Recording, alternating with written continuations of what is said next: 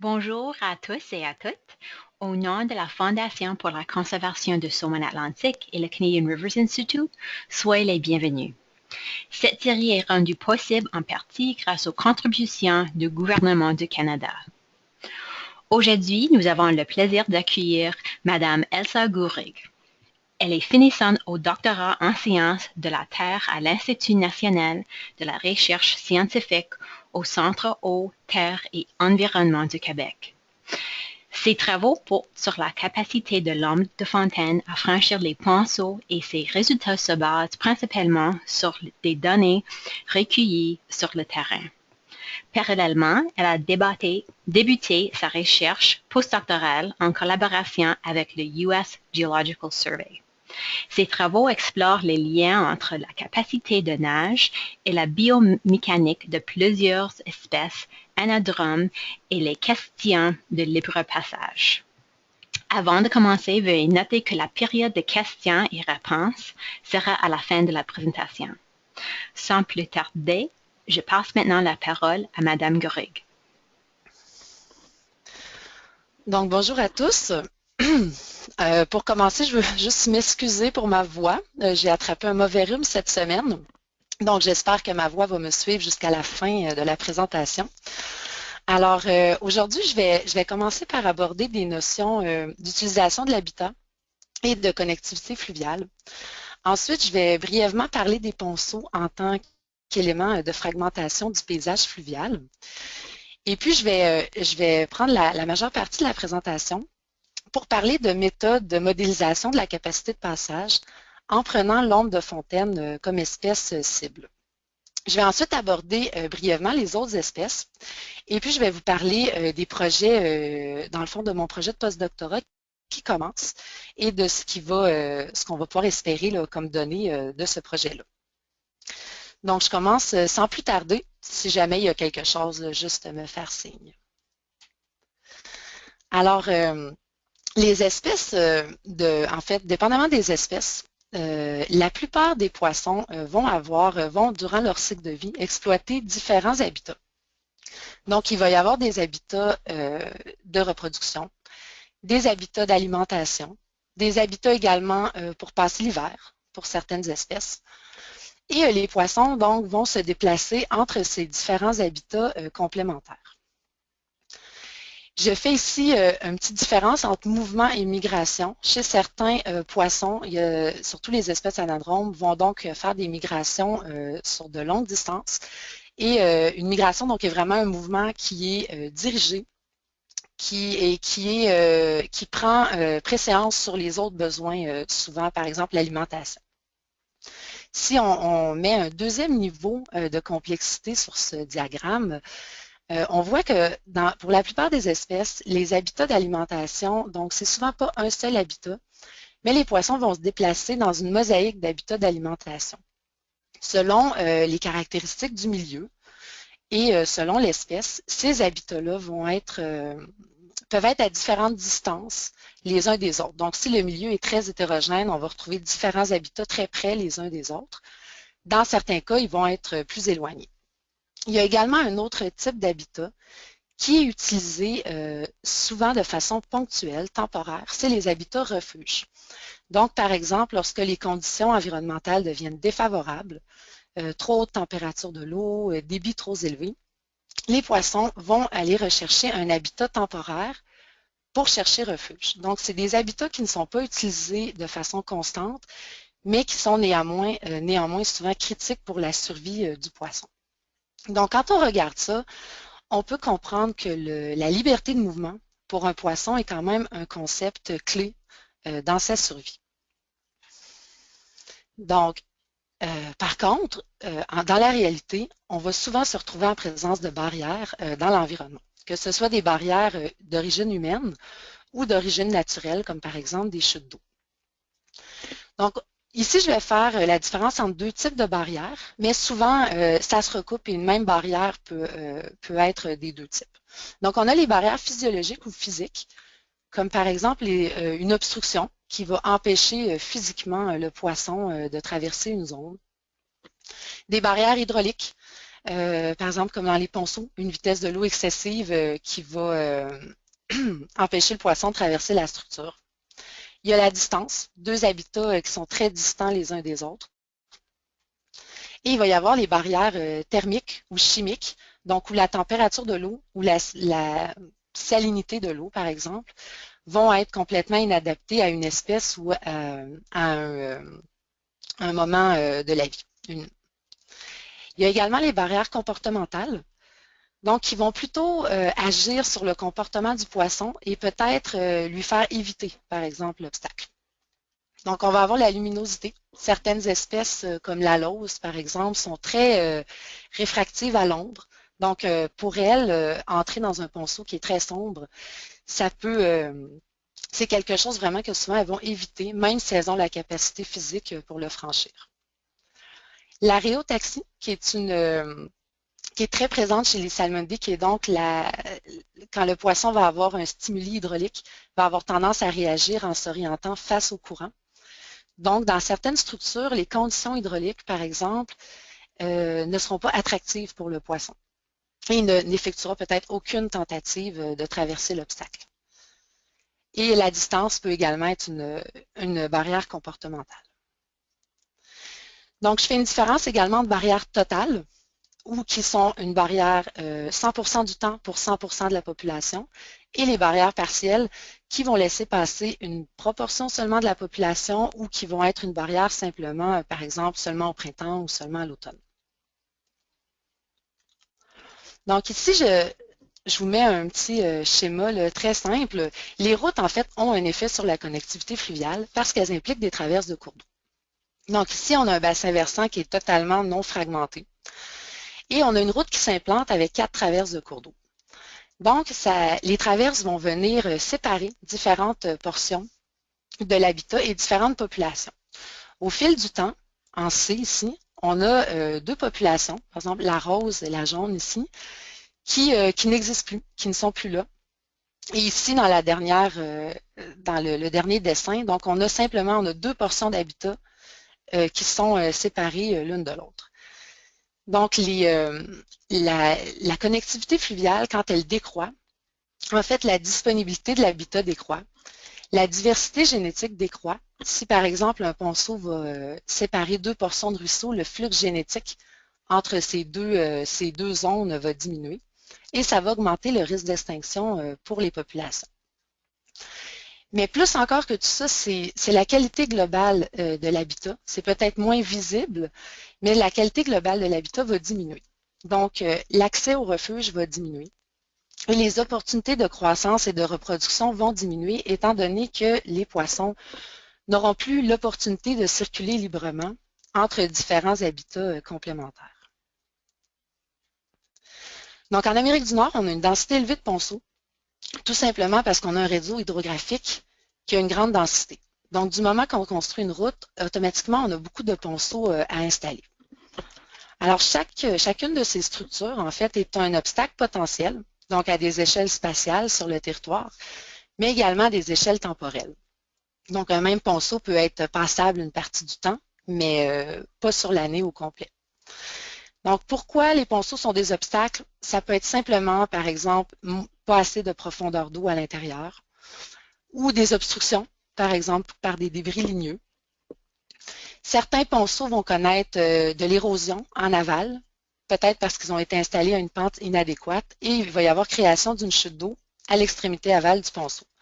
Donc, toutes les espèces qui n'ont pas une capacité de saut suffisante vont tout simplement là, être empêchées à pénétrer dans la structure. Bien souvent, par contre, une des raisons d'obstacle est une vitesse de l'eau excessive à l'intérieur du ponceau. Donc, dans ce cas-ci, on avait une vitesse de l'eau très élevée, d'environ 3 mètres par seconde, et en même temps, on avait une profondeur d'eau très faible. Donc, bien souvent, il y a même une combinaison là, de causes qui explique l'obstacle. Alors, comment prédire le succès de passage d'une espèce donnée ou d'un poisson donné dans un ponceau donné selon les conditions en vigueur? C'est pas quelque chose qui est simple. Il y a beaucoup de variables qui rentrent en ligne de compte et chaque espèce de poisson a ses caractéristiques propres et son histoire de vie propre. Donc, premièrement, la première étape, c'est la motivation à franchir le ponceau. Donc, même si un ponceau est facilement passable, s'il n'y a aucun poisson qui ne cessait à le franchir, ça demeure une barrière. Alors, les facteurs de motivation, excusez-moi. Tout d'abord, il y a les facteurs de motivation interne qui vont être liés à l'état physiologique du poisson. Par exemple, son niveau de fatigue, est-ce qu'il est en période de reproduction ou non? Son inclinaison propre à se déplacer. Donc, il y a certains, dans chaque population de poissons, il peut y avoir des individus qui vont être plus téméraires, plus explorateurs. Et il va y avoir également la réponse à des stimulus externes, par exemple l'aréotaxie, dans le cas des salmonidés, avec les stimuli hydrauliques. Les facteurs externes de motivation, eux, sont les stimulus externes eux-mêmes, donc les variations dans la température de l'eau, la vitesse de l'eau, les indices olfactifs, tous ces facteurs-là de l'environnement qui vont pousser ou non un poisson à effectuer un mouvement vers l'amont. Donc ici, je vais parler surtout de mouvement vers l'amont, mais il faut toujours garder en tête que les ponceaux peuvent, dans certains cas, être également des barrières au mouvement vers l'aval. Donc, comment mesurer la motivation? C'est quelque chose qui n'est pas nécessairement simple. Il y a plusieurs façons de le faire. Moi, je vais vous montrer une façon que nous, on a choisie pour mes travaux. Mais il faut bien garder en tête que ça peut être vu sous différentes perspectives. La deuxième étape, donc une fois que la tentative de passage est initiée, la deuxième étape, c'est est-ce que le poisson a bel et bien la capacité physique pour franchir l'obstacle? Donc, quand on parle de ponceau, on va souvent penser à la capacité de nage du poisson, étant donné qu'une fois que le poisson est à l'intérieur du ponceau, il a à faire face à un certain courant, à une certaine vitesse d'écoulement. Donc, au niveau de capacité de nage des poissons, on différencie la plupart du temps 3 modes de nage. Et chacun de ces modes de nage a une endurance, il y a la notion d'endurance qui vient avec. Donc, il y a le mode de nage soutenu qui implique en fait des processus aérobies de consommation d'oxygène, puis les muscles à contraction lente chez les poissons.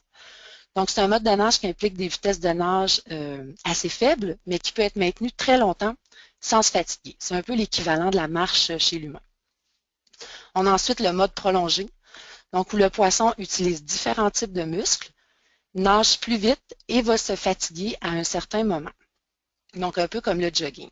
La troisième mode, en fait, c'est le sprint, où le poisson n'utilise que ses muscles à contraction rapide. Il n'y a pas de consommation d'oxygène impliquée là-dedans. C'est un mode extrêmement rapide où il se fatigue en l'espace de 10-15 secondes, dépendamment de la vitesse. Donc, quand un poisson traverse une barrière de vitesse d'écoulement, comme un ponceau, il peut utiliser un de ces modes-là, ou même, par exemple, il va nager en mode prolongé, soudainement, il va nager en mode sprint pour terminer la traversée. Il peut y avoir une combinaison. Quand on étudie la capacité de nage des poissons, on va souvent faire des relations entre la vitesse de nage, comme le graphique ici, entre la vitesse de nage et le temps à l'épuisement. Ça nous permet de voir l'endurance du poisson. Donc ici, c'est des relations qui ont été développées pour la truite brune et l'ombre de fontaine. Et on voit ici, il y a trois premières relations qui sont des études un peu plus anciennes qui ont été faites dans des respiromètres ou des tunnels de nage. Donc, des espèces des petites infrastructures de recherche. Je vais vous montrer une photo après. Les deux autres relations, en fait, proviennent d'une étude récente en 2013. C'est les mêmes espèces. Ça a été fait dans un canal expérimental très long où le poisson, en fait, pouvait faire des tentatives au moment qui lui semblait opportun et devait vraiment se déplacer. Donc, c'était pas un endroit où le poisson nageait sur place contre une certaine vitesse d'écoulement, qui, par exemple, augmentait. C'était vraiment un endroit où le poisson pouvait nager sur une certaine distance. On voit que la capacité de nage qui est démontrée ici est beaucoup plus élevée que les relations précédentes. Donc, qu'est-ce qu'on sait de la performance de nage en sprint, par exemple pour les salmonidés? On a certaines données, il y a eu des études qui ont été faites, on n'en sait pas tant quand même. Sur le saumon de l'Atlantique, il y a 3 études qui ont été faites sur des saumons juvéniles, une sur des saumons adultes avec un nombre d'individus assez limité. Et sur l'ombre de fontaine et la truite brune, il y a 2 principales études. Donc la première, là, comme je vous l'ai dit, dans un respiromètre et la deuxième dans un canal, où on voyait une performance de nage plus élevée. Donc, de plus en plus, dans les études de capacité de nage, on va passer en fait d'un instrument de recherche comme celui-ci.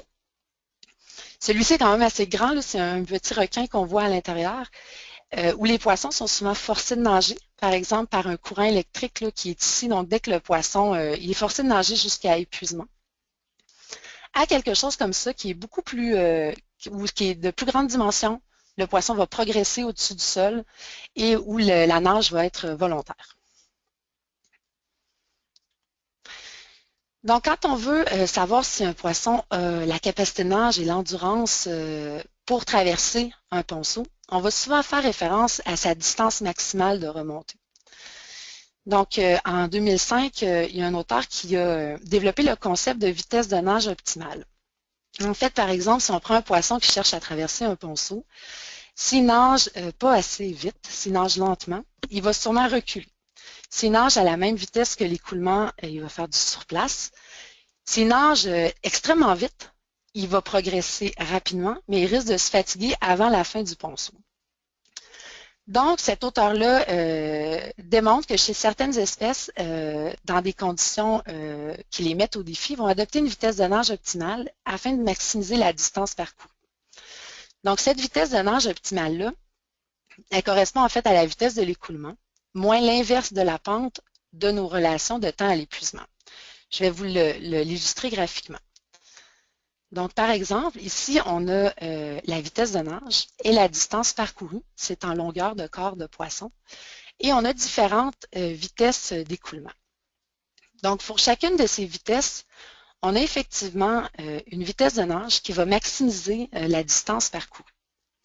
Donc, il y a une équation qui vient avec ça et qui nous permet de calculer pour un poisson donné, d'une taille donnée, sa distance maximale de remontée selon les conditions en vigueur. Donc, on a ici la vitesse de nage optimale qui est multipliée par le temps de fatigue. Et ensuite, on obtient donc une distance maximale de remontée, Dmax, et on la compare à la longueur d'une zone d'écoulement rapide. Dans notre cas, ce serait un ponceau. Donc, ça nous permet de savoir si le poisson peut franchir l'obstacle, mais de deux, de savoir jusqu'où il se rend. Donc, est-ce qu'il échoue, mais il s'est rendu au 9/10 de la distance, ou est-ce qu'il a à peine franchi le tiers? Donc, c'est une façon de modéliser le passage des poissons dans les ponceaux. Donc, ça estime la capacité physique du poisson à nager sur une certaine distance contre une gamme de vitesse d'écoulement. Ça décrit la limite supérieure de la performance. Toutefois, dans la réalité, sur le terrain, l'échec peut se produire parce que oui, la barrière est trop longue pour la capacité physique du poisson, mais ça peut également se produire pour des motifs comportementaux qui vont être liés à la motivation de l'individu, puis au degré d'attraction que le ponceau va exercer sur lui. Donc, un poisson qui a la capacité physique peut ne pas effectuer de tentatives ou effectuer des tentatives, mais être plus ou moins motivé et échouer au bout du compte. Donc, la modélisation de la capacité de passage, maintenant, je vais vous exposer mes travaux de doctorat. Et ça s'applique à l'ombre de fontaine, qui est une espèce qu'on a choisie parce qu'elle est très répandue, particulièrement au Québec, et aussi parce qu'elle se retrouve souvent dans des environnements où les ponceaux ont des pentes assez fortes et où justement on observe les ponceaux peuvent être des obstacles d'écoulement, où l'écoulement de l'eau est très rapide. Donc, c'est l'espèce cible qu'on a choisie. Alors, c'était essentiellement, exclusivement même des travaux de terrain dans mon doctorat. On a donc choisi 13 ponceaux situés dans différents cours d'eau du Québec, donc différentes populations d'ombres de fontaine. On avait des ponceaux lisses en béton armé ou en polyéthylène, donc en plastique, et des ponceaux rugueux en métal ondulé. Donc maintenant, je vais toujours faire référence ponceaux lisses, ponceaux rugueux. Et donc, dans les ponceaux rugueux, c'est ça, on avait les ondulations du métal qui étaient pas mal toutes du même type, donc de type hélicoïdal, avec un angle et avec une amplitude là, d'environ 15 cm là, entre les ondulations.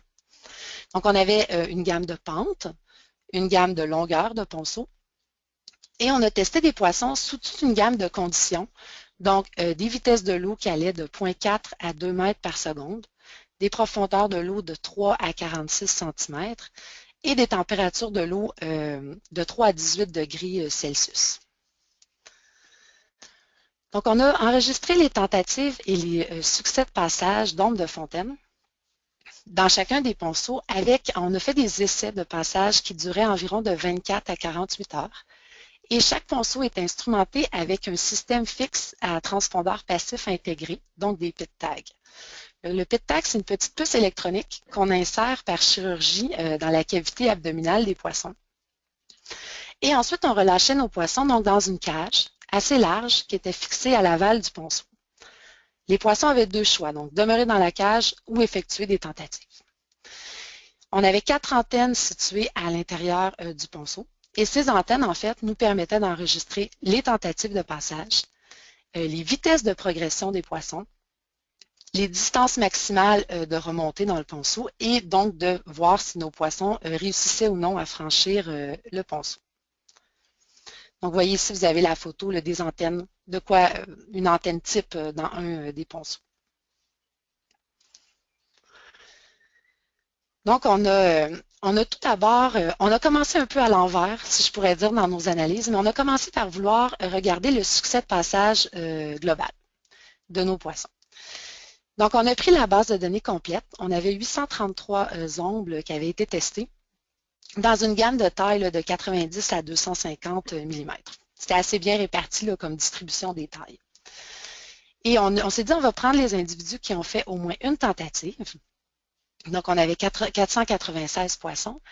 Et on va regarder succès ou échec. Donc, on va faire un modèle de régression logistique, étant donné que notre variable était binaire. Et on va regarder quelle variable influence le succès de passage. Une fois donc que la tentative a été initiée.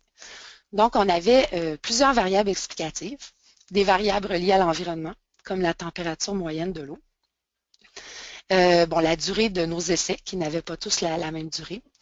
On avait des variables plutôt reliées aux poissons, par exemple la proximité de la période de reproduction, plus ou moins 2 semaines à l'intérieur de la période de reproduction, ou la longueur à la fourche, et des variables reliées au ponceau. Vitesse moyenne d'écoulement, excusez-moi, rayon hydraulique, profondeur de la fosse en aval du ponceau, donc dans notre cage, longueur du ponceau et pente du ponceau. J'ajoute juste ici qu'en fait, avant chaque essai et après chaque essai, on faisait des mesures très détaillées de débit et de vitesse d'écoulement et profondeur d'écoulement dans les ponceaux. On n'a pas inclus ici la profondeur d'écoulement, étant donné que c'est extrêmement corrélé au rayon hydraulique. Donc, on a décidé d'utiliser le rayon hydraulique à la place.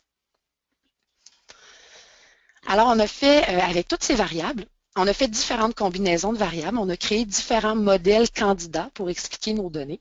Et on a voulu sélectionner le meilleur modèle, celui qui allait le mieux expliquer nos données. Donc, on a utilisé le critère d'information d'Akeke pour sélectionner notre modèle, qui utilise en fait ici la vraisemblance et 2 fois le nombre de paramètres. Donc, on calcule un critère d'information pour chaque modèle et on cherche à le minimiser. Donc, on utilise le modèle qui a le critère le plus bas, en fait, en tant que meilleur modèle. Donc, dans notre cas, il y a un seul modèle qui s'est avéré supérieur aux autres, si je puis dire. C'est un modèle qui est relativement complexe. Donc, je vous présente ici, en fait, vous avez tous les paramètres du modèle et on va regarder un peu les estimés, en fait, les coefficients de chacun de ces paramètres. Donc, on a des variables. On a une variable ici, la température de l'eau, la première. Donc, le succès de passage, la probabilité de passer le ponceau va augmenter avec une température de l'eau qui s'élève, mais c'est un effet qui est non linéaire. Donc, à partir d'une certaine valeur seuil, la probabilité de passage va décroître. Puis je vais vous le montrer, je vais vous l'illustrer ensuite. On a le type de ponceau, donc rugueux versus lisse, qui s'avère en fait être la variable qui influence le plus le succès de passage de nos poissons. Et avec des ponceaux rugueux qui sont vraiment bénéfiques pour le succès de passage. On a la pente du ponceau. Donc, plus la pente s'élève, plus la probabilité de passage décroît. La vitesse moyenne d'écoulement également, qui a un effet négatif. La profondeur de la fosse à l'aval du ponceau. Donc, plus la fosse était profonde, plus la probabilité de succès décroît. Et ensuite, on a la durée de l'essai. Donc, plus nos essais étaient longs, plus nos poissons réussissaient à franchir le ponceau. Et enfin, on a une interaction entre le type de ponceau et la longueur du poisson. Donc, cette interaction, elle est négative. Et ce que ça veut dire, c'est que oui, les ponceaux rugueux sont plus bénéfiques pour les poissons. Donc, les poissons arrivent mieux à franchir un ponceau rugueux. Mais c'est surtout les petits poissons qui réussissent mieux dans les ponceaux rugueux. Donc, j'ajoute que ce modèle-là, je ne vous ai pas présenté toutes les dérivations mathématiques, mais c'est un modèle, en fait, c'est une formule qui est assez simple et c'est un modèle qui peut être utilisé pour prédire la probabilité de succès d'un nombre de fontaines données dans un ponceau donné. Ça a été développé à partir d'ombres de fontaines de différentes populations, donc on espère qu'il est assez robuste. Et si c'est quelque chose qui vous intéresse, ça vient d'être publié, en fait, il y a une bibliographie à la fin de la présentation. Ça vient d'être publié, c'est expliqué beaucoup plus en détail dans l'article, si vous étiez intéressé à l'utiliser. Il y a une seule variable qui était propre au design expérimental, si je peux dire, c'est la durée de l'essai. Donc, si on utilise ce modèle-là pour prédire, par exemple, vous voulez l'utiliser pour prédire la probabilité de passage de poissons dans votre ruisseau, mais la durée de l'essai, en fait, on peut convertir ça en le nombre de temps que vous allouez à votre poisson pour passer le ponceau. Par exemple, si vous dites, ben moi je veux voir la probabilité de succès en 48 heures, vous mettez 48 heures dans le modèle. Si par contre vous êtes en période de reproduction ou vous êtes dans un moment très défavorable où les poissons ont besoin de trouver un refuge, vous pourriez dire, ben moi je veux voir la probabilité de succès en 24 heures ou en 12 heures. C'est un peu au choix de l'utilisateur. Donc maintenant, on va illustrer ce modèle. Donc ici, je vous illustre le modèle pour un nombre d'une taille moyenne, 133 mm. Vous avez la probabilité de succès, donc en Y ici, 0 à 1, puis vous avez les variables. En blanc, vous avez les ponceaux rugueux, et puis en bleu, les ponceaux lisses. Donc, ici, on voit que dans chaque cas, en fait, la probabilité de passage est plus élevée dans les ponceaux rugueux, donc la courbe blanche. Ici, vous avez avec la profondeur de fosse à l'aval, donc on voit que la probabilité de passage, elle va décroître au fur et à mesure que la fosse est profonde. Ici, dans la deuxième, le panel B, on a la vitesse de l'écoulement en mètres par seconde. Donc, on peut voir que, par exemple, quand on atteint une probabilité de passage de 0,5, dans nos ponceaux rugueux, on a une vitesse d'écoulement d'environ peut-être 1,5 mètres par seconde, alors que dans les ponceaux lisses, on est plutôt à 0,8 mètres par seconde. Donc, on a vraiment une performance de passage qui est accrue dans les ponceaux rugueux à vitesse d'écoulement égale. Ensuite, pour la température de l'eau, on voit bien ici, en fait, cet effet non linéaire de la température de l'eau sur la performance de passage, sur la probabilité de passage.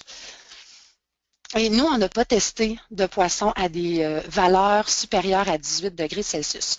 Donc, on ne peut pas trop savoir qu'est-ce qui se passe ici, mais on voit en fait que la probabilité de passage, elle est maximisée à 15 degrés Celsius, environ 14-15 degrés. Maintenant, vous avez le même type de graphique, mais qui illustre l'interaction entre le type de ponceau et la longueur du poisson. Donc, on a probabilité de succès, longueur du poisson en millimètres et ponceau rugueux toujours en blanc, ponceau lisse en bleu.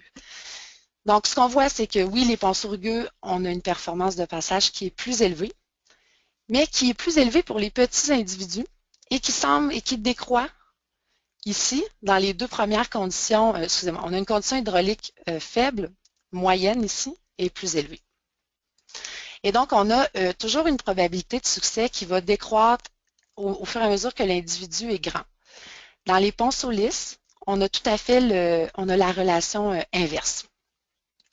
Donc, nos lignes ici, elles se croisent environ, là, dépendamment si on considère nos intervalles de confiance ou non, mais elles vont se croiser là, environ après 200 mm pour un poisson. Donc, pourquoi nos petits poissons y performent mieux dans nos ponceaux rugueux? L'hypothèse qu'on met de l'avant, c'est essentiellement que les petits poissons ils profitent plus de la complexité hydraulique qui est accrue dans les ponceaux rugueux. Donc, dans un ponceau de métal ondulé, à cause des ondulations, à cause de l'angle des ondulations également, il va y avoir une création de zones de vitesse d'écoulement réduite et de plus de turbulences. Par exemple, dans le creux de l'ondulation, les vitesses d'écoulement vont être presque nulles. Donc, il est très possible, étant donné que la plupart des ondulations vont avoir une amplitude, entre chaque crête, ici, il va y avoir une amplitude d'environ 15 cm ou 20 cm, il est très possible que les poissons de moins de 200 mm ont vraiment une aptitude justement à utiliser les ondulations un peu comme des aires de repos. C'est encore difficile de confirmer ces hypothèses-là parce que pour le faire, en fait, il faut avoir vraiment une vision de l'intérieur du ponceau, des trajectoires de nage des poissons, de comment les poissons ils utilisent le milieu pour remonter le ponceau, puis est-ce que oui ou non, la présence des ondulations puis de la complexité hydraulique, est-ce que ça leur permet d'atteindre des distances de remontée qui sont plus élevées que ce que théoriquement le poisson serait capable de faire selon sa capacité de nage. Donc, il y a des études qui sont en cours actuellement sur la question. Il y en a une particulièrement qui est dans le laboratoire à Normand-Bergeron à l'INRS et qui porte sur le comportement et les trajectoires de nage des ombres de fontaine dans les ponceaux rugueux. Donc ici, j'ai mis une image là, qui provient des travaux là, de Pierre-Marc Constantin.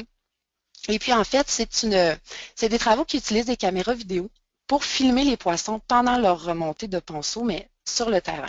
Donc directement dans un ponceau sur le terrain. Vous avez ici la distance vers l'amont, donc à partir de l'extrémité aval du ponceau. C'est un ponceau de 30 mètres. Et puis la position latérale ici. Les pointillés, c'est les limites de la largeur mouillée dans le ponceau. Vous avez un peu la répartition ici des vitesses de l'eau dans le ponceau et la trajectoire d'un nombre de fontaines. Ici, il avait 112 mm, donc un petit poisson. Donc, ce qu'on voit dans ce cas-ci, c'est que le poisson a vraiment suivi la paroi du ponceau de ce côté-ci en évitant les zones où la vitesse d'écoulement était légèrement plus élevée. Donc, c'est des travaux qui sont en cours d'analyse, mais ça nous donne vraiment une vision de trajectoire de nage type. Et après, on va pouvoir étudier si oui ou non les poissons, ils effectuent, ils utilisent des stratégies pour arriver à éviter les vitesses d'écoulement élevées. Donc, si on regarde ça visuellement, ça donne un peu une image comme celle-ci, où on a notre petit poisson ici qui remonte à l'extrémité vraiment là, de la surface mouillée, et puis sa trajectoire, les points rouges là, en arrière de lui. Donc, ce type d'études-là, les résultats sont quand même assez attendus parce que quand on veut prédire le passage, par exemple, d'un nombre de fontaines dans un ponceau, on doit utiliser un critère hydraulique et souvent, c'est la vitesse moyenne de l'écoulement qui est utilisée. Par contre, si notre poisson, dépendamment de sa trajectoire, il peut très bien nager contre des vitesses d'écoulement qui sont beaucoup moins élevées que la vitesse moyenne. Donc, ce type de travaux-là, les résultats pourraient nous permettre en fait de développer des facteurs de correction de la vitesse moyenne de l'écoulement et ainsi vraiment améliorer les modèles prédictifs. Par exemple, comme peut-être certains d'entre vous ont déjà utilisé le modèle, le logiciel Fish Crossing, qui en fait, ça pourrait permettre de raffiner ces modèles-là. Donc maintenant, j'en ai fini avec le succès de passage global de mes poissons. On s'est rendu compte au début, on s'est dit, OK, il y a seulement la moitié de nos poissons qui ont effectué une tentative. Donc finalement, on s'est dit, qu'est-ce qui influence le fait qu'ils fassent ou non des tentatives? Donc, qu'est-ce qui influence, par exemple, la fréquence des tentatives? On a une population donnée de poissons qu'on teste pendant un essai de passage, par exemple 30 individus. Qu'est-ce qui va influencer la fréquence de leurs tentatives? Donc, le nombre de tentatives par unité de temps pendant notre essai. Donc, on s'est dit, on va utiliser une analyse de type de temps à l'événement. En anglais, on appelait souvent ça des survival analysis parce que c'était utilisé dans les études médicales où on analysait, par exemple, la survie d'un groupe d'individus en fonction de différents traitements. Donc, dans ce cas-ci, on analyse plutôt la fréquence d'un événement qui est les tentatives de passage. Donc, c'est un type d'analyse qui permet de prendre en compte toute la population. Donc, qu'il fasse des tentatives ou non, chaque individu fait partie de l'analyse. Ça nous permet de considérer des variables fixes, par exemple comme la longueur du poisson ou le diamètre du ponceau, donc des variables qui ne changeront pas, mais également des variables qui vont fluctuer en fonction du temps. Donc, par exemple, la température de l'eau, le débit ou le nombre d'individus à l'aval du ponceau. Au fur et à mesure que les poissons effectuent des tentatives, traversent le ponceau ou reviennent en arrière, ce nombre-là va se modifier. Donc, la densité d'individus en aval du ponceau va fluctuer. Et ça nous permet également de considérer des événements récurrents. Dans le cas des études médicales, les gens ne pouvaient mourir qu'une fois. Dans notre cas, on a des poissons qui peuvent effectuer plus qu'une tentative par individu. Donc, c'est également important de considérer ça. Alors, on a utilisé en fait une régression de Cox, qui est un des types de régression qui est utilisé dans ces analyses de temps à l'événement. Et donc, on a séparé notre base de données. On a utilisé seulement les essais de passage où on avait des données continues de débit et de température de l'eau. On avait donc 448 poissons dans cette sous-section de la base de données. Et on a fait un modèle mixte qui comprend en fait des effets fixes, donc nos paramètres ici dans notre régression, et des effets aléatoires, qui est le petit E ici dans l'équation. Donc, je vais vous expliquer en fait. Les effets aléatoires, c'est que on avait des poissons qui venaient dans ce cas-ci de 3 ruisseaux différents. Et donc, il est possible que nos poissons qui proviennent d'un même ruisseau, il est possible qu'ils aient des caractéristiques communes qui vont influencer leur propension à effectuer des tentatives ou non. Ces caractéristiques-là, c'est des caractéristiques qui peuvent être non mesurées. Par exemple, on n'a pas fait de mesures spécifiques sur les ruisseaux, on ne connaît pas l'histoire de vie des poissons avant nos essais, mais il est possible qu'il y ait une certaine dépendance entre les poissons qui viennent du même ruisseau. De la même façon, les poissons qui font plus qu'une tentative, il est possible que les tentatives qui appartiennent aux mêmes poissons, il y a aussi une certaine dépendance dans les données. Donc, les effets aléatoires viennent en fait prendre tout ça en compte dans l'analyse statistique. Donc, vous allez voir après comment ça s'illustre. Donc, au niveau, on avait des variables explicatives. Ici, vous avez les variables qui fluctuent en fonction du temps. Donc, la température, le débit, variation relative de la température, variation relative du débit, par exemple, à chaque heure, moment du jour et nombre de poissons en aval. Et on avait ensuite des variables fixes, donc ratio d'ouverture du ponceau, qui est le diamètre sur la longueur du ponceau. Il nous donne un peu une idée de la luminosité à l'intérieur de la structure, proximité de la période de reproduction et longueur à la fourche. Donc, en faisant différentes combinaisons de ces variables, on a obtenu 186 modèles candidats et on a fait une sélection de modèles pour voir lequel ou lesquels de ces modèles allait mieux expliquer nos données. Donc, toujours le même type de sélection avec le critère d'Akeke. On a on a deux modèles en fait qu'on ressortit. Je vous présente celui qui est le plus fort, là, si je pourrais dire, mais ils sont très similaires les deux. Donc, on a un modèle avec ici nos effets fixes. Et là, on a certaines variables qui sont bénéfiques pour les tentatives, donc qui vont augmenter la fréquence des tentatives. Donc, on a la proximité de la période de reproduction va augmenter les tentatives.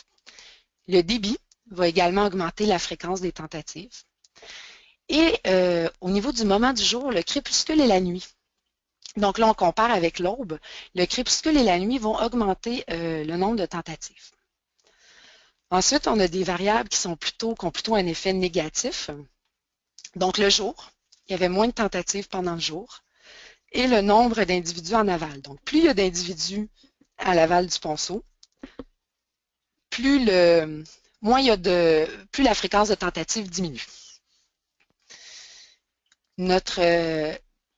Donc, on avait également nos effets aléatoires dans notre modèle. Dans le cas des effets aléatoires, on n'estime pas un seul coefficient, comme on le fait pour les effets fixes, mais il va y avoir un coefficient qui va être estimé pour chaque niveau de l'effet. Comme par exemple, on avait trois ruisseaux, 3 coefficients différents. Au niveau de nos individus, il y a un coefficient par individu. Et ça nous permet de voir est-ce qu'il y a vraiment de la variabilité individuelle dans la motivation, dans la propension à effectuer des tentatives. Donc, un modèle comme ça, il peut être illustré de différentes façons. Ici, je vous montre la façon la plus simple, qui est toutes les variables, tous les paramètres du modèle sont à leur valeur moyenne. Et là, on regarde la proportion de la population, la proportion qui effectue des tentatives en fonction du temps. Donc, dans le fond, dans notre cas, c'est le temps c'est du début de notre essai, là où on relâche nos poissons, jusqu'à la fin. Donc, en fait, ce qu'on voit ici, c'est que dans les premières heures ici de notre essai, on a une bonne partie de la population qui a effectué des tentatives et qu'ensuite, ça s'est élevé tranquillement jusqu'à la fin de l'essai, sans pour autant jamais atteindre l'unité. Quand on regarde au niveau de la variabilité individuelle de nos poissons, donc c'est là que nos coefficients là, de nos effets aléatoires rentrent en compte. Ici, j'ai fait une distribution, dans le fond, ça c'est les estimés de mes effets aléatoires sur mes poissons, et c'est une distribution de fréquence. Donc, on a le poisson, le zéro, en fait, qui est le poisson moyen, ni plus ou moins motivé. Et là, on regarde où se situent les autres. Donc, on a une partie de la population qui, quand elle est confrontée à un environnement qui la met au défi, par exemple, comme là, le ponceau, on a une partie de la population aussi qui va vraiment être plus motivée, qui va effectuer plus de tentatives. Et on a une autre partie qui, au contraire, est moins motivée. Puis une partie de ça est en fait les poissons qui n'effectuent pas de tentatives. Donc, on revient un peu avec ça aux notions de traits de personnalité des poissons. Donc, il y a des gens qui font des études là-dessus. Par exemple, mon collègue là, Pierre-Marc Constantin à l'INRS, est-ce que certains poissons sont plus téméraires, plus explorateurs? Est-ce que leur, comment je pourrais dire, leur degré de motivation, si on veut ici, est-ce que ça peut être relié à des traits de personnalité? Donc, c'est vraiment des questions qui gagneraient à être explorées dans le futur. Donc, l'endroit où maintenant où je me situe dans mes analyses, je cherche à faire un lien, en fait, entre la motivation des poissons à effectuer des tentatives et le succès de passage. Donc, par exemple, est-ce qu'un individu plus motivé a une probabilité de succès de passage plus élevée? Est-ce que le fait d'effectuer plus qu'une tentative va augmenter ma probabilité de passage? Donc, pour l'onde de Fontaine, on n'a pas encore de réponse à ces questions. Par contre, ici, j'ai mis un graphique qui provient d'une étude publiée en 2004 sur la lose savoureuse. Et où on voit ici, c'est le même type d'analyse de temps à l'événement. Sauf qu'ici, on voit le pourcentage de la population qui passe l'obstacle et la distance de remontée. Chaque ligne correspond à un niveau de tentative. Donc, la première tentative, la deuxième, la troisième et la quatrième. Ce qu'on voit en fait, c'est que la proportion qui passe l'obstacle, dans ce cas-ci, c'est un canal expérimental, c'est pas un ponceau, la proportion qui passe l'obstacle augmente au fur et à mesure des tentatives. Donc, c'est un peu comme si chaque tentative était une nouvelle opportunité d'adopter une bonne vitesse de nage, de maximiser sa distance et de franchir l'obstacle. Donc, ça a été démontré mathématiquement pour la lose. Est-ce que l'onde de Fontaine va avoir une relation similaire? Ça reste à voir. Donc maintenant, les autres espèces. Là, on vient de regarder un peu comment on pouvait modéliser le passage avec l'onde de Fontaine. Si on regarde le saumon atlantique, au niveau du saumon atlantique, par exemple, juvénile, a une capacité de nage qui est relativement similaire à l'onde de Fontaine, peut-être légèrement supérieure, mais a une histoire de vie vraiment différente. Ce qui veut dire qu'un saumon juvénile peut avoir un degré de motivation différent d'un nombre de fontaines. Ça peut réagir différemment aux variables environnementales, comme par exemple la température, ou va réagir de façon similaire, mais pas à la même période de l'année. Les saumons également vont avoir un épisode de dévalaison, ce qui implique des mouvements vers l'aval dans les ponceaux. Quand on parle d'un mouvement vers l'aval, la capacité de nage a moins d'importance. Par contre, la motivation a tout autant d'importance. Si notre poisson a de la difficulté à s'engager dans le ponceau pour un mouvement vers l'aval ou ne le fait pas immédiatement, peu importe la raison, ça va induire un délai, en fait, dans sa dévalaison. Au niveau des autres, ensuite, il y a toutes les autres espèces, qu'elles soient migratrices ou non. Par exemple, le Gasparot, la lauze, la lamproie, barrayé, achigan, etc. Où en fait, chaque espèce a des différences dans son comportement, dans sa capacité de nage et dans ses facteurs de motivation. Et pour le moment, on n'a pas encore beaucoup d'informations, par exemple, sur la capacité de nage et le comportement de nage de chacune de ces espèces. Ce qui est quand même relativement problématique quand on veut concevoir, par exemple, des ponceaux, des passes migratoires ou prédire le passage dans des infrastructures qui sont existantes. Donc, ça l'amène en fait au projet en cours, en fait, qui commence, qui va être une bonne partie de mon post-doctorat. Donc, c'est un projet qui est en collaboration avec le US Geological Survey et d'autres collaborateurs également. C'est un projet qui va explorer la capacité de nage et la biomécanique de plusieurs espèces anadromes, mais également de quelques espèces résidentes, par exemple comme le doré ou les échigans. Donc, c'est sur des espèces de l'Est de l'Amérique du Nord. Au niveau des espèces migratoires, on a la lauze, le gasparot, la lamproie, le bar rayé, et on a fait quelques essais préliminaires sur le saumon de l'Atlantique et en fait, pour l'instant, on est plus en attente de financement là, pour pouvoir inclure le saumon dans ce projet-là. Donc, c'est un projet qui se fait au Massachusetts dans un canal expérimental assez grand, donc de 35 mètres de long, qui fait partie là, des infrastructures de recherche du USGS. Donc, c'est un canal, en fait, qui nous permet vraiment d'explorer la capacité de nage des espèces. C'est entièrement instrumenté avec aussi des systèmes de transpondeurs passifs intégrés. Donc, on peut vraiment suivre, ici vous avez chacune des petites antennes, on peut suivre la progression des poissons dans le canal. On a un plein contrôle sur les variables hydrauliques, donc sur la turbulence, la vitesse de l'écoulement. Le canal peut s'incliner, donc on peut tester différentes pentes et ainsi vraiment atteindre des vitesses de l'eau très fortes, là, par exemple jusqu'à presque 6 mètres par seconde. Et le canal est également instrumenté avec des miroirs qui maintenant couvrent tout le long du canal. Ces miroirs-là ont vraiment une fonction particulière, c'est qu'ils nous permettent en fait d'installer des caméras à haute vitesse qui vont pointer vers le canal. Et à ce moment-là, on va avoir une vue latérale et ventrale, à travers le miroir, des poissons pendant qu'ils nagent. Donc ça va nous permettre de faire des enregistrements vidéo des poissons et d'aller vraiment explorer la mécanique de la nage pour les différentes espèces. Donc, comment les poissons utilisent leur nageoire, de quelle façon ils se propulsent, est-ce que, par exemple, leur propulsion est faite de façon très constante ou plutôt avec des brèves périodes d'accélération, d'autres périodes de glissement où le poisson va comme économiser un peu son énergie. Donc, quelles stratégies sont utilisées? Et ça, on va pouvoir le faire, en fait, pour chaque espèce testée. Donc, nos objectifs, c'est de développer des relations de temps et de distance à l'épuisement pour chacune des espèces, particulièrement en sprint, qui est l'aspect où on a le moins de données là, en termes de capacité de nage, de faire une analyse cinématique, en fait, mécanique, détaillée de chacune des espèces, et ensuite de prendre ces données-là et de les relier à toutes les problématiques de libre passage. Par exemple, pour la conception des passes migratoires, des portes de marée, ou pour arriver à mieux prédire le passage des poissons, prioriser par exemple peut-être le retrait de certaines structures ou la rénovation des ponceaux.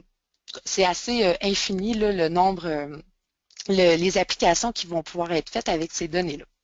Ici, je vous mets une photo en fait de lamproie qui remonte le canal, qui est présentement en période de repos, de break, si je puis dire, qui en fait, les lamproies ont vraiment un comportement de nage particulier et elles ont cette possibilité-là de s'accrocher aux parois pour pouvoir prendre un semblant de repos. Elles ont quand même un travail à faire, mais elles peuvent prendre un semblant de repos et ça leur permet de remonter des vitesses d'écoulement qui sont assez fortes. Donc, il y a toute une implication aussi à étudier ça. Par exemple, dans les régions où les lamproies sont considérées comme invasives. C'est des lamproies marines. Donc, je termine ici avec une vidéo dont j'espère qu'il va fonctionner. Ça vous montre en fait un peu le type de données qu'on obtient avec nos caméras. Donc ici, c'est un saumon de 80 cm qui est de la rivière Connecticut qui a été capturé, en fait, intercepté pendant sa migration vers l'amont pour la reproduction. Et il y a la vitesse d'écoulement dans le canal est d'environ 5 mètres par seconde. Donc, on a notre individu qui arrive. Donc, c'est tourné au ralenti, mais la vitesse de nage est environ 7 mètres par seconde. Donc, on voit que notre poisson a les nageurs pectorales complètement repliées le long du corps. Et puis, pour réduire en fait la friction, il a une propulsion qui est très constante avec sa nageoire caudale. Donc, il n'y a pas d'accélération, de glissement, c'est vraiment constant. La fréquence là, de ces battements de queue sont très constants. Donc voilà, après, il y a toute une analyse là, qui peut être faite là, sur la mécanique de cette nage-là, mais c'est un peu juste pour vous donner un aperçu de ce qu'on obtient comme données. Là, c'est le saumon, mais ça aurait pu être une truite ou une alose ou une autre espèce. Oups, excusez-moi, j'ai manqué la dernière.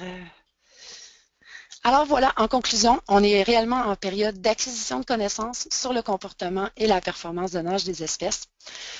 Et on veut réellement faire des liens entre la motivation, de la performance et les caractéristiques hydrauliques, que ce soit dans les ponceaux, comme ici sur la photo, ou dans les passes migratoires, portes de marée et tout autre obstacle où en fait les conditions hydrauliques là, mettent les poissons au défi. Donc, je remercie tous ceux qui ont participé de près ou de loin à mes travaux, partenaires financiers y compris, et je vais être prête à prendre toutes questions. Je vous remercie.